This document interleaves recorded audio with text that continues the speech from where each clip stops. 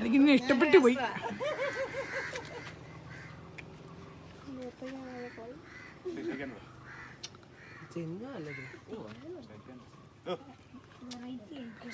എല്ലാരും നിർത്തി എടുക്കണ ഫോട്ടോ.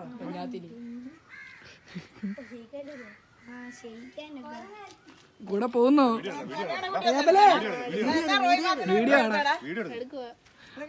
ഞങ്ങളങ്ങോട്ട് നിർത്തിക്കൊണ്ട് എടുത്തേടാ.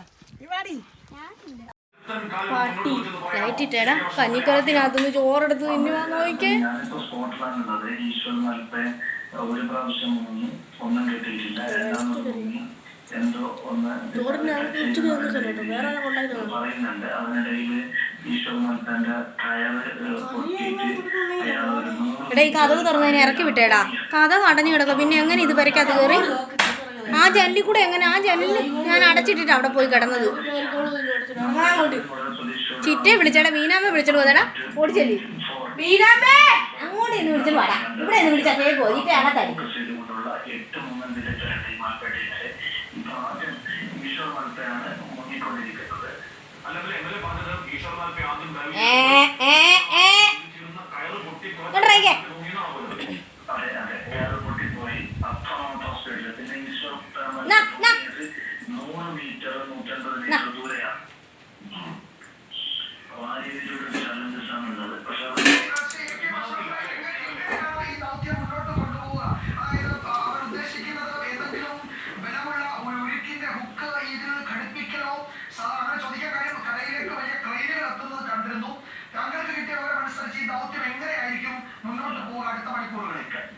എല്ലാ സംവിധാനങ്ങളും ഒരുക്കി നേവിയും ഇന്ത്യൻ ആർമിയൊക്കെ നിൽക്കുന്നുണ്ട്.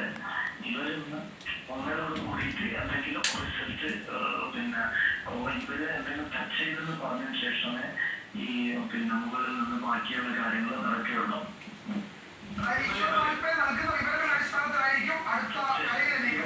ഇതുവരെ ഈശ്വർ നൽകെ ഒരു ടച്ച് ചെയ്ത റിപ്പോർട്ടും തന്നിട്ടില്ല.